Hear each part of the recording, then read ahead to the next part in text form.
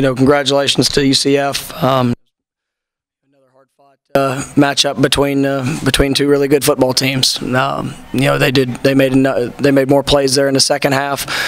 You obviously did some great things, and we didn't do a good enough job of executing there in the second half. I'm really proud of our football team. Proud of the way our guys came and competed. The things that we've learned throughout this season are didn't just help us get to this game. It's going to help these guys for the rest of their lives, and I couldn't be more proud of a group of young men for how they've responded. And obviously disappointed in tonight, disappointed in the outcome, but I believe in those guys in that locker room and what they've poured into this program to be able to get back to consecutive championship games. I just hate that we came up a little short.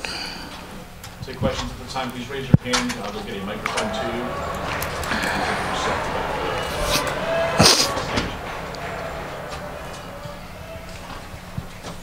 Megan Rice, WREG Memphis. Coach, how do you explain just the difference in just being able to run the ball in the first half to the second half? What adjustments did they make? They were moving the front, doing a couple things that created some tougher angles. We had a couple penalties there in the second half that put us in longer yardage situations that it really kind of forced our hand a little bit. But at the end of the day, it really came down to those third down conversions. We weren't able to establish drives there in the second half, and that was something that obviously hurt us. I mean, I thought we did some really good things running the football there early. Had a couple opportunities there in the second half, but just couldn't capitalize consistently.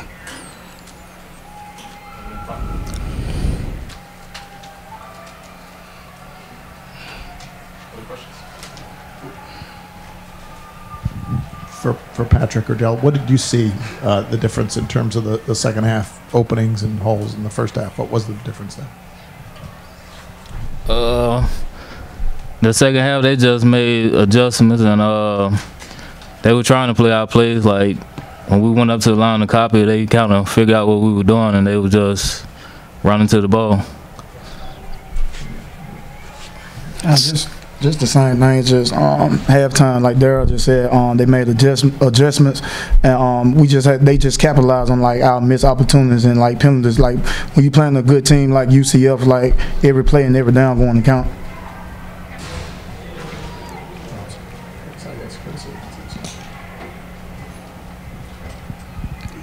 For the players, I'm sure after a tough loss, you guys might be hard to put this into words, but can you kind of describe what you guys are feeling right now? After, did you kind of feel like a shell shock sense? Can you kind of describe what's going on? I feel for the team. Like I know they hurt because this whole season we overcame adversity and it got to the championship and we just came up short. So only thing we got to do now, we just got to move forward and try to put this to bed and just move on to the next thing. I think this is a learning experience for us, and I feel bad for the team because I know a lot of them got disappointed, and we just got to learn how to finish and stop getting relaxed. For Daryl, in the second half, did you see similar adjustments to what UCF did the first time against you? What they did up front? Hey man, I just think the second half they just did a better job of running to the ball.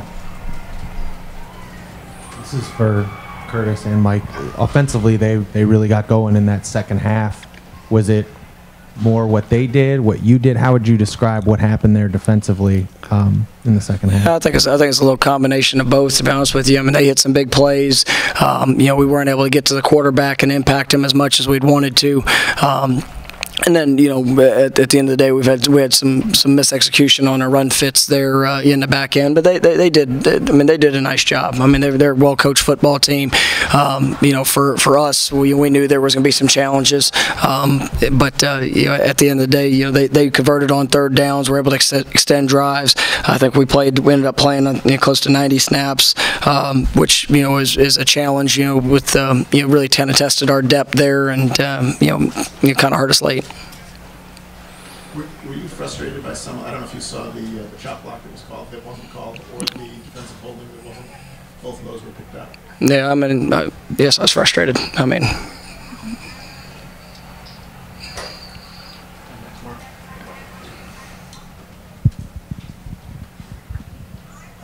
Curtis, that 4th and 1, it was almost like deja vu from the first game. What happened on that play where they kind of burst through with that big run play to start the 4th quarter? How would you break it down? You just go out like any type of like play. It all just comes down to just doing your assignment. That's it.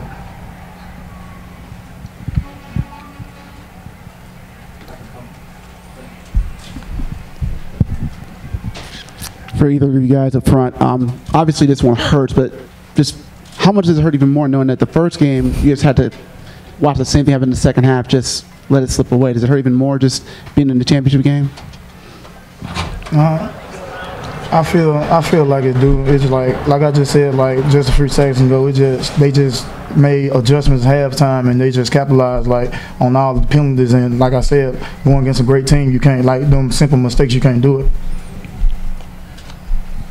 I'll tell you, and I'll make a statement with that. I mean, our football team, like I said, I'm extremely proud of them for how they responded. And whenever you come up short, and it's it hurts everybody because these guys invest so much, 365 days a year to prepare themselves for an opportunity to be able to battle back after some setbacks early in the year, to put themselves in this position.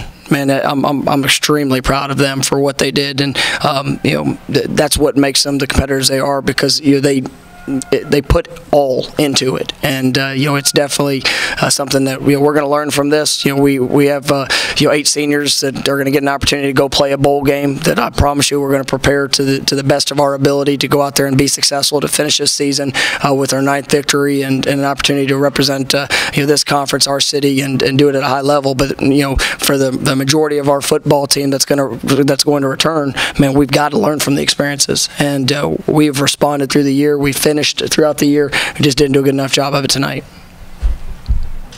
Mike, what went into the decision to go Wildcat so much? What did you see that you liked? Because obviously it was very effective there for a while. Yeah, we felt like there was going to be some advantages there in the run game, just in things that we'd seen on film, and it ended up being quite effective throughout the game. And I thought these guys, Daryl, Tony, and Patrick all did a nice job of being able to operate that. At the end of the day, they didn't make any just grand adjustments to it. They moved a little bit. We just didn't do a good enough job of executing their to the finish, and you got to give credit to them. They're a good football team. I mean, they've won a lot of games. They've been in challenging situations before, most of them against us, but they've done a nice job of finishing, and so I mean that's what it came down to. Coach, you talk about every game, win or loss, about moving on and how important it is. How difficult will it be to move on after a loss in this game, moving on to bowl preparation? Anytime you come up short, it hurts. I mean, that's kind of part of it. Tomorrow we'll find out where we're going to the bowl game, and then we'll reevaluate this game, especially the second half, and then we'll get ready to start preparing for the bowl opponent. And I know our guys. There's some guys that are a little bit beat up, and we're gonna utilize some of that bowl prep to get them healed up and healthy, and then we're gonna go put our best foot forward there to try to win a bowl championship. It strikes me, Mike, that this is the flip side of you have to get here. You have to play awful well, but you set yourself up for disappointment, for pain in 2 straight years. Is that sort of the nature of the beast? Yeah, if you can get to a championship game every year and you win or lose, or something to be proud of. But it's going to be disappointing any time that you don't finish the goal that you want to accomplish. And I told these guys, I mean, this football team for the rest of history, their legacy of being the Western Division champions is something that I'm going to have a great deal of pride in. And the thing that's impressive about the young men that I get to coach is not only have they won divisional championships in back-to-back years, but we're also winning championships with what we're doing off of it. You look at what we've done academically, the way that our guys are in the community. It's a special group, and I really am impressed with what I've seen from them. And I thought this year really when you're sitting there 1-3 in conference play and you've got to respond, that showed the true character and heart that they have, and to come out and on the road in adverse situation. We started really well in this game. We just couldn't carry it over to the end. 2 more. Mike, you guys didn't have a lot of tape to watch of Daryl Mack, the backup quarterback. What stood out to you from his performance today, and what did you see from it? You know, he did a great job of running their offense. You know, he had the early mistake turning the football over, but you know, at the end of the day, I mean, he made some really nice throws and some on double cuts. You know, we needed to get more pressure on him. You know, we weren't able to accomplish that, which made it that much more challenging. But I thought he did an exceptional job. I don't, you know, whatever he finished statistically, you know, but he was definitely a great force in this game. For the players, was there a moment that you guys could feel like the momentum swinging? If so, what was it? I mean, that's momentum swing. That's every game. Like when you see us, like once they start capitalizing, you know, their fan base plays a big part in the game also. So like once you just make simple mistakes like that, the crowd gonna help the momentum. So, but for 5 years, I've been in Memphis. And everybody in that locker room, I have the utmost respect for them. Because, like, this year alone, like, I felt the brotherhood in that locker room at the University of Memphis. We went to the championship last year. I felt the brotherhood. But this year, like, it's, like, not even close. Like, I respect everybody in that locker room, like, utmost respect for them. I mean, momentum swings can happen at any time in the game. You just got to be prepared for it and be ready to respond. And I felt like the momentum swing happened like earlier at the halftime when they made a big play. We just didn't finish.